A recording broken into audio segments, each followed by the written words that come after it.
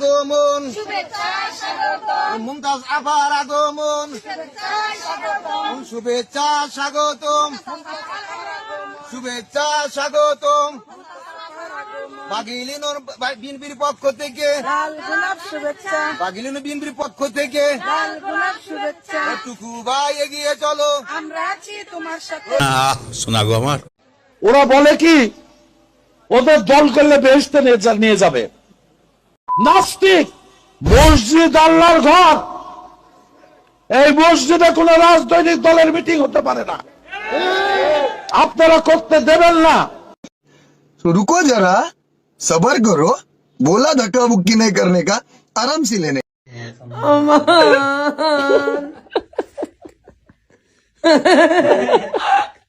जीवे तू मुझा তোবা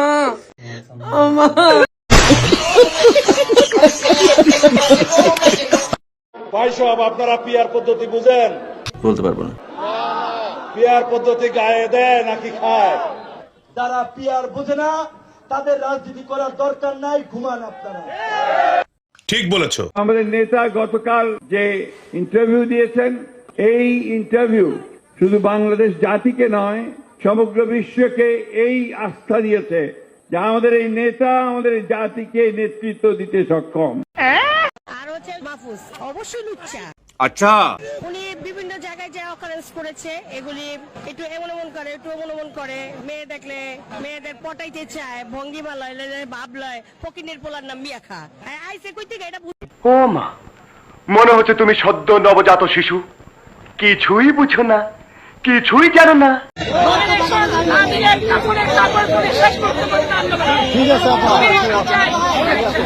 এটা কি ধরনের পাগলাম? তাসেম আলীকে তো গতবার চেয়ারম্যান ভোট করেছে, আগামীতে আমাদের ভোট হোক, তারপরে ইউনিয়ন পরিষদ ভোট হবে।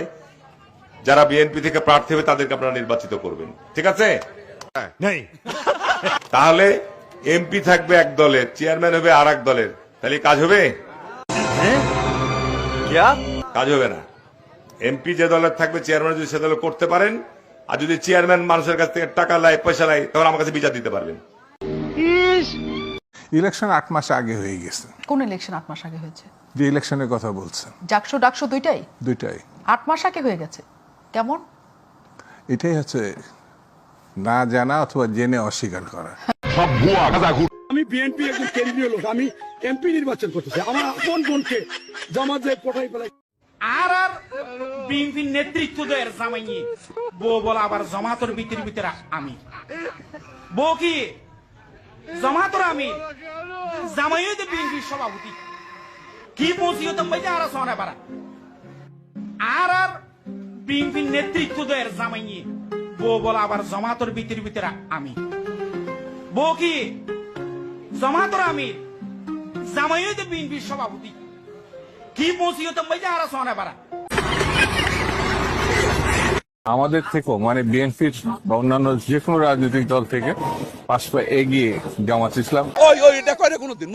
পিনাকি ভট্টাচার্য আগে ছিলেন একজন বামপন্থী নেতা, শাহবাগ গণজাগরণ মঞ্চের সংগঠক ছিলেন, জামাতের নেতাদের ফাঁসি দিয়েছেন, আঞ্চলিক ভাষায় তার মতো অনেক যে স্ল্যাং ল্যাঙ্গুয়েজে বলে যেটা কুপিয়েছেন, এখন আবার তাদের পীর হয়েছেন।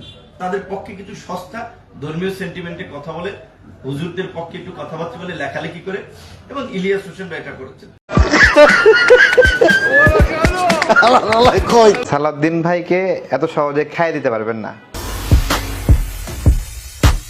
জিয়া পরিবারের মধ্যে কারো যদি প্রধানমন্ত্রী হওয়ার গার্ডস থাকে, এটা সালাউদ্দিন ভাইয়ের আছে। দাদা, জ্বালা বলা করে লাভ নাই, আপনার চেহারা যে মানচিত্র ওইটা আপনার মতোই, আপনি কখনো সালাউদ্দিন হতে পারবেন না, আর সালাউদ্দিন ভাইকেও কখনো পিনাকির কাতারে নামায় নিয়ে আসতে পারবেন না আপনি। সালাউদ্দিন ভাইকে কক্সবাজারের প্রশাসন প্রোটোকল দিচ্ছে, এই তো। আমি পিনাকি দাদাকে বলতেছি, আপনিও সালাউদ্দিন ভাইয়ের সামনে আসলে বা মুখোমুখি হলে উঠে দাঁড়াবেন। উনি একটা অন্যরকম শক্তিশালী ব্যক্তিত্বের মানুষ, যে কেউ তাকে সম্মান করতে বাধ্য হয়। তার যে মেধা, প্রজ্ঞা এবং ধৈর্য, সহনশীলতা সবকিছু মিলিয়ে সে বাংলাদেশের একটা অ্যাসেট। বিষয় বেসিক্যালি আমার কাছে মনে হয়েছে এই সংস্কার কমিশনটা জামাত এনসিপি দাবি আদায় কমিশন, যে ওরা এই দাবি করবে সেই সব বিষয়ে সবাই একমত হবে, দ্বিমত হবে, নোট অফ ডিসেন্ট দেবে, এইরকম। আচ্ছা, এর কোনো আত্মীয় স্বজন নাই? তাকে নিয়ে আপনারা একটু পাবনা নিয়ে ভর্তি করে দেন। ইডিন গার্লস কলেজের একটা মেয়ে আমার কাছে গেছে, দেখলাম যে মেয়েটি হাঁটতে পারছে না। আমি জিজ্ঞেস করলাম তোমার অসুবিধা কোথায়? তো দেখলাম যে তখন সে তার একটু পায়জামাটা একটু খুলে নিচে কিছু খুলে আমাকে দেখালো। আমি তো দেখে আমি শিউরিত। আমি এক সময় বলছিলাম 10,000 বছর পর্যন্ত আমরা ভারতীয় ছিলাম, আমরা বাঙালিরা ভারতীয় ছিলাম। এখানে 10,000 বছর পর্যন্ত কথাটা কাইটা দিছে, আর ছিলাম কথাটা কাইটা দিছে দিয়া এটা 25 বার ইউটিউবে দেখাইতেছে। দেখেন ফজা পাগলা কি কয়, আমরা ভারতীয়, আমরা ভারতীয়।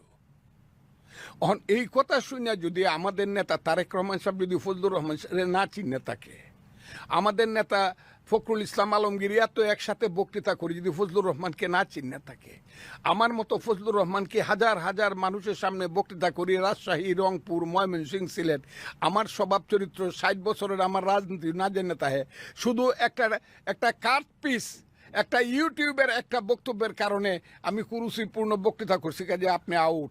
এটা আমার উপরে কি অবিচার করা হয়েছে না? নাহলে বিএনপি তো আমার উপরে এটা অবিচার করছে। শোনা গো আমার। দেখেন, বিএনপি একটা বড় দল, এটা আপনি ঠিক কথাই বলেছেন। বড় দলে বড় সমস্যা, অনেকদিন নির্বাচন পায় নাই, যে কারণে একটা কিউ হয়ে আছে, লম্বা লাইনটা লম্বা হয়ে আছে। BNP in the mean time BNP নেতৃবৃন্দ সব জেলার বিভাগীয় পর্যায়ে নেতৃত্ব ঠিক করে স্ট্যান্ডিং কমিটি মেম্বারদের আন্ডারে সব জেলার সাথে প্রায় ইন্টারভিউ নেওয়া প্রায় শেষের দিকে ইন্টারভিউ হয়ে গেছে। তাদেরকে বলা হয়েছে যে নমিনেশন যাকেই দেখ বাকি সবাই যেন তার সাথে কাজ করে, এবং বিএনপি যদি রাষ্ট্র পরিচালনায় আসে তাহলে তাদেরকে অন্যভাবে হয়তো দেখবে, বা আরো অনেক কিছু দেওয়ার আছে থাকে, তো সেই জায়গায় তাদের মূল্যায়ন করার চেষ্টা করবে। বিএনপি রাষ্ট্র ক্ষমতায় আসলে কিভাবে দেখবেন?